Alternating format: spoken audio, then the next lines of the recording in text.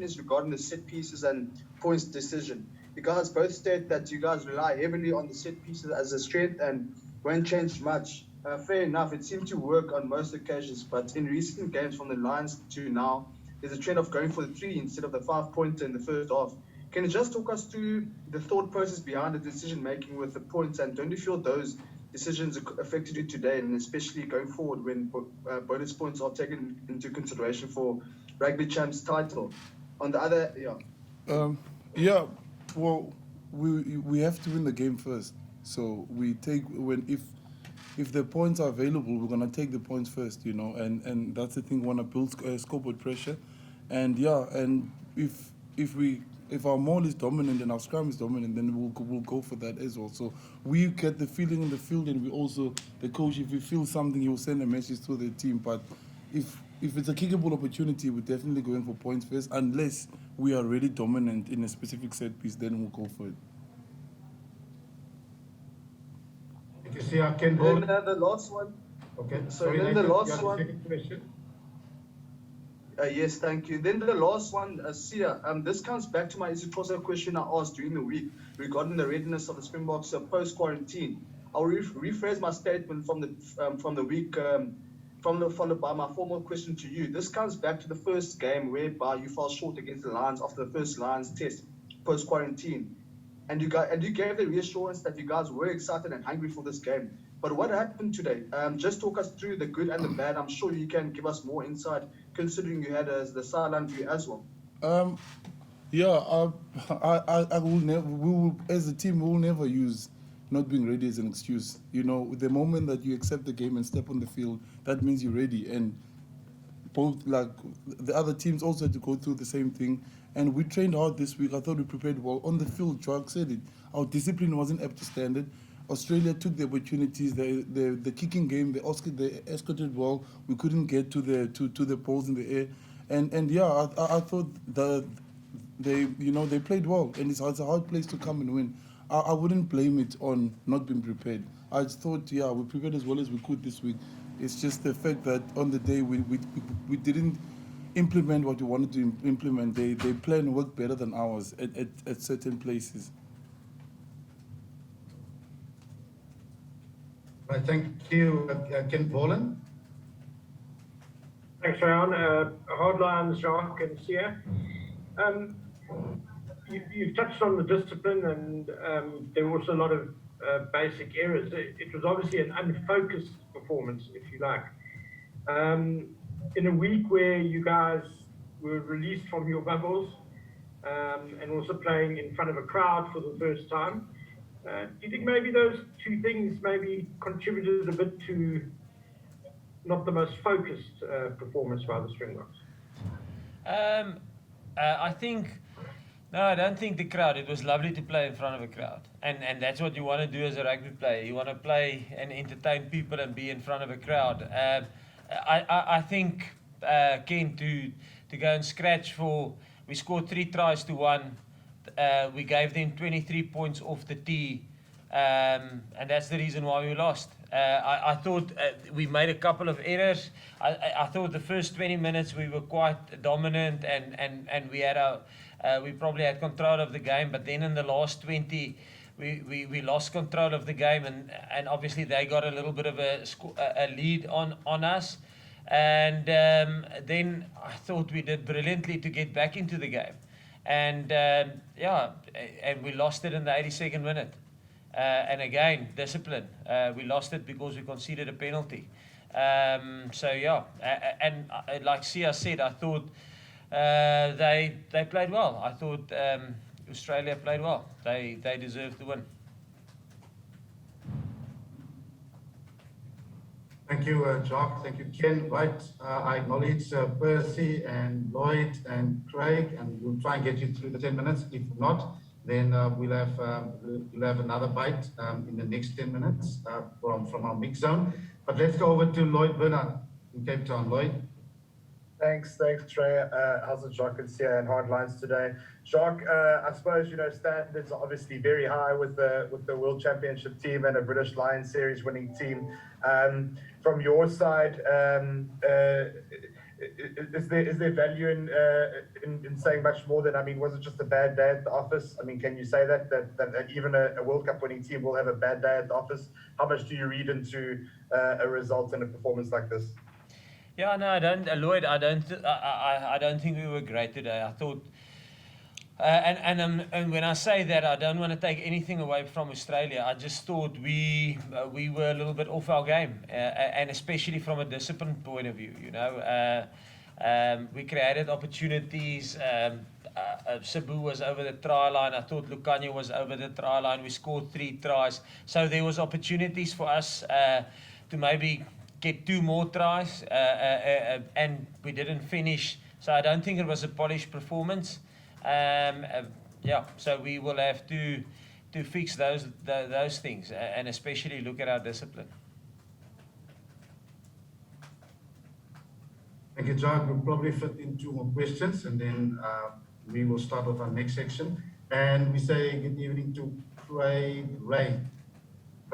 Hi, good evening, Ray. Hi, Jacques here. Craig. Jacques, did the Wallabies maybe surprise you a little bit with their very conservative game plan today? I mean, there was a lot of expectation they would play slightly differently, and they almost played a Springbok-like performance in many ways. Did that catch you off guard slightly? No, Craig. We look. They are a quality side with good coaches that will prepare well, and I think they can mix it up. They can, if they want to play expansive game, they can play expansive game. If they want to play a conservative kicking game like tonight, they can play a conservative kicking game. We were ready for both in terms of whatever they threw at us. And like I say, I thought we adapted well when they went to a kicking game, except we couldn't adapt to the referees and to the ARs in terms of our discipline. And that's disappointing. We knew we had to be crystal clear in terms of our discipline. It's a tough place to win, and if you give Australia opportunity, quite opportunity to get points off the tee. I mean, he's an accurate goal kicker, and that's the disappointing part of it. But no, we were. I mean, if you look at the Test match they played against New Zealand, the last one in Perth, they also went with a contestable kicking game of 9. So it was something that they started doing even back then. Thank you for this section. Our last question will go to Tim Wincom. Tom. Thank you, Brian. Hey, Jacques here. Jacques, just wanted to ask about sort of the substitution decisions near the end of the game, obviously taking off your 2 key playmakers in Faf and Handro. What's sort of the thinking behind, moving these 2 players off the field and bringing on guys with sort of a less experience and obviously a pretty tight contest at the end? Yeah, Tom, the key thing there is for us, we felt we needed energy. And if we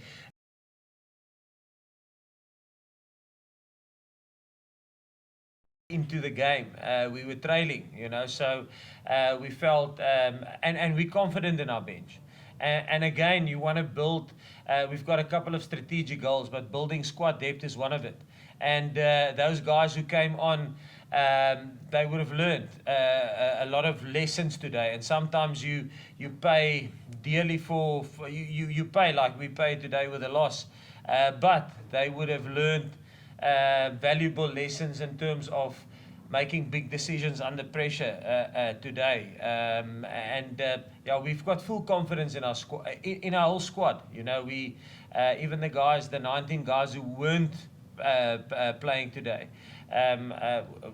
We feel that going forward and looking at now, wanting to win the rugby championship, wanting to win every game, but we also must have an eye on 2023 and start creating squad depth and experience within our squad. So full confidence in those 2 guys. Thank you. Thank you, Tim. Thank you to Doug and Sia. If you can just stay seated, we'll get off this link and we'll get onto our own mixed zone link for the South African media, and then we'll continue our media conference. Thank you very much. Between if that's okay. Yeah, I thought we were going to sit with you guys first. Yeah, hulle kan gaan sit. Yeah. Our media can just What join. makes it so difficult for South Africa to win in southeast Queensland here? Is it something to do with the humidity, or what is the? I mean, it's probably a place where South Africa has one of its less good Yeah. records. To be honest. Yeah. No, to be honest, I can't pinpoint to what it is, but today I thought Australia were good, and they really took the opportunities. And like I said, like we both said, our discipline wasn't good, but we don't want to take anything away from Australia. You know, they took every single opportunities that they got. So well done to them. But they always pitch up when you play them. It's always difficult, you know, to play them here, and when you play them in Suncorp as well. So yeah, but I can't pinpoint and say it's a weather, and I don't think it's anything like that. Like they just show up. And the yellow cards, there was a lot. Yeah, that's the discipline, you know. But both sides, I think, you know, it's something that we rarely get yellow cards. I mean, to get two in one day, you know, that obviously disappointed with that. And we know what we need to fix going next week. We're gonna go and watch the game tomorrow because we've got a short week, and we've got to go again next week. And what about, I mean, there was a bit of execution at the end of scoring opportunities, which went away twice. But what about the goal kicking tonight? Normally South Africa so polished and accurate with the goal kicking. What's the story there? You can. Yeah, you can go. No, I mean we all have days, you know, in everything. It could be the throw one day, or it could be me ripping and knocking on the ball. So yeah, it just not our day today. It's as simple as that. I don't think there's anything deeper than that. Yeah, and obviously Quaid was very good today, which you know, 23 points he got off the King game. So yeah, I don't think there's anything deeper than it just wasn't our day for the kicking. Yeah, I don't think a kicker goes out to miss a kick. You Yeah. know? And in fairness, Andre was quite good in the warm up. I'm kicking back for you, so he was solid and striking upright. I mean, on the other day that goes a foot left and it's over, and even the long distance one in the first half that he missed. I mean, if that ball stayed a little bit, but it's ifs and buts and stuff, but nobody goes out to make an error. It's just, it is what it is. Coach, you're saying that you guys didn't adapt to the ref. Do you think was he blowing the whistle too much? Were all his decisions right, or or do you think there was a couple of 50-50 calls that went against you? No, I thought Luke was solid in terms of. I mean, they've got a good process in terms of how they process stuff. We will have to go and have a look and see. Listen, almost have a look and have a proper assessment, because obviously, if our discipline is poor, how do you sort it out? If it's a habitual criminal, if I can put it like that, player, you just don't select him, because one of our big selection. The second thing that we look at is discipline. You know, you can't in an international game. We feel if you go beyond 10 penalties in a game, it will be a grind to win that game. So we must have a look. Like Sia said, we will have to go and have a look at the game tomorrow. And look at the penalties that we conceded, and have a look and say, listen, was it maybe 50-50, and you can excuse the guy, because sometimes it is 50-50, and sometimes it goes for you, sometimes it goes against you. But if it's clear cut, listen, just ill discipline, and it's continuous ill discipline from one guy, then you probably will. I think coaches must first take the responsibility, because then we didn't put enough effort into that skill set of his game during the week, and then we must take ownership of that. But then also the player must take ownership of that as well. Thanks, guys. Thank you. Thank you. Thank you so much, guys. Thank you. I think we'll clear around. We can back this up. I think Yes. you're going on to that one. Thanks, guys.